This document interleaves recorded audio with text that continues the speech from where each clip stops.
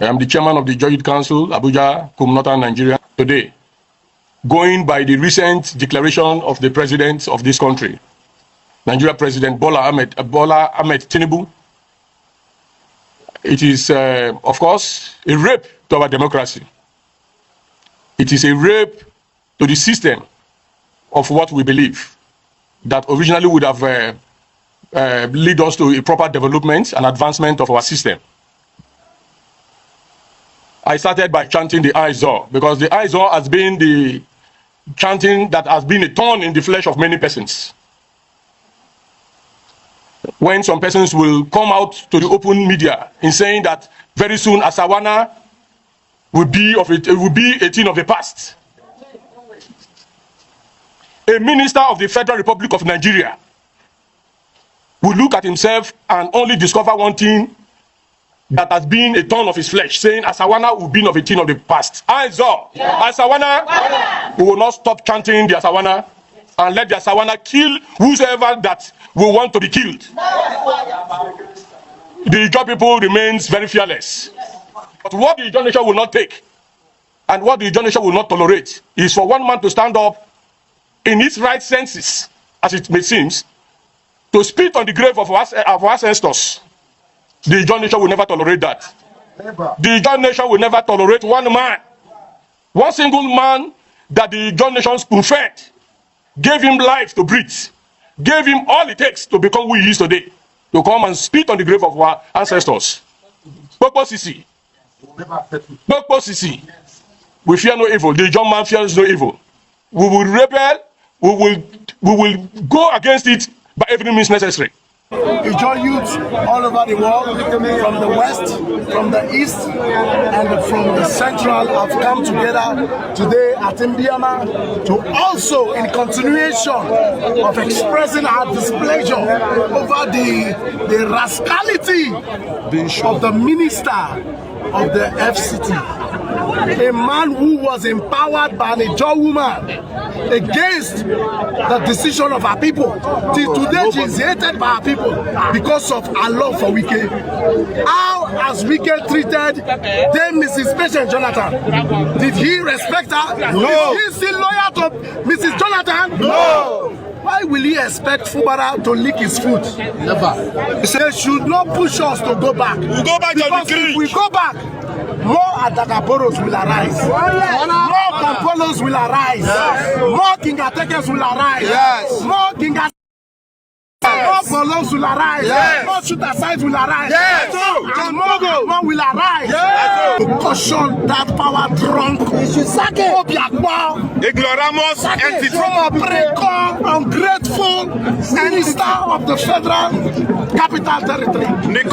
If the president refuses to call him to order, whatever decision Ijaw people will take, Ijaw in Rivers, Ijaw in Akwa Ibom, Ijaw in Abia, Ijaw in Bayelsa, Ijaw in Delta, Ijaw in Edo, Ijaw in Ondo, even Ijaw in Lagos and Biafra, whatever decision they choose to take, it is no, we should not be held responsible. That's why be Now, Ijaw people seems to have woken up with the realities unfolding as Wike threatened the entire Ijaw nation that Asawana will soon be a thing of the past. What is Wike's intention by making such assertions? Should he be held responsible of whatever happens to the Ijaw communities? It is quite unbecoming someone who occupies leadership positions. Having said that, of course, his antecedents is not far-fetched, as Wike massacred the Igbo communities in Obibo or Iguacha under the disguise of fighting the IPOB, indigenous people of Biafra. We saw that happens, and nobody, of course, could speak against that. Today, it is Ijaw's turn, of course, to be treated with such level of disdain. It is quite very unbecoming and very disheartening that this is happening when injustice to one is not injustice to all. Of course, it will definitely go around.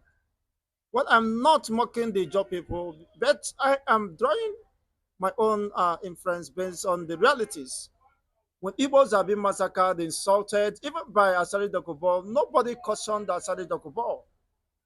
But today is a job people's turn. As bad as that is, of course, it is done in the bad faith, but wicked should be cautioned. As Ijaw people have drawn battle line against Tinubu and Wike over the recent suspension of the Rivers State governor. The Nigerian Constitution does not guarantee the president the right, the constitutional right to do so.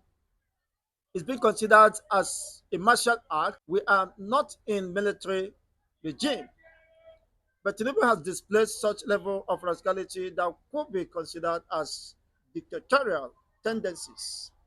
Well, Ijaw peoples have vowed that no one can spit on the grave of their fathers. It's a declaration of war. Perhaps how long will this continue? Only time will tell.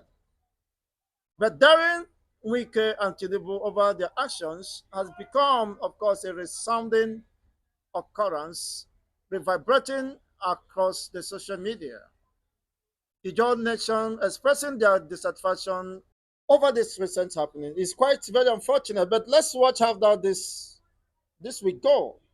People are still surprised why Tinubu could not caution Wike over his reckless speeches and statements against the Ijaw people. Perhaps by sanctioning the Biafran people, because when you attack on the Ijaw man is an attack on Igbo man, is an attack on the Biafrans. Well, could be this, of course, the reason why there is a shift in the decision or position of the job communities, the Avengers trying to come back to begin, of course, the Biafran agitation process. As they are perfect moves to take up the Biafran cause or movements to the next level, perhaps aligning with Simon Ekpa and Mazen Nnamdi Kanu to actualize their own liberty, having considered that Nigeria is no longer safe for the Ijaw nation, having been threatened by the powers that be. Well, only time will tell how this will go down, but we are on the watch as Ijaw people throw their weight against the government over what is considered to be the recklessness of power and abuse of such. Some people have called for the impeachment of Tinubu. Perhaps how possible could that be if the National Assembly and the judiciary is under his control? But only time will tell. Some calling for the military to take over. The military also under his control. Now, what will be the fate of Fubara and the job people? And as the first life-threatening scenarios, it is quite interesting. Let's have your own take regarding this development. It is happening now as much as we anticipate. What could be the way forward for Nigeria? Would this threaten, of course, the very existence of Nigeria? Or would this, of course, be a mere rhetorics, mere noise making by the job communities or nations? Well, you don't underestimate a people who are desperate to liberate themselves from the shackles of the oppressors. Only time will prove otherwise.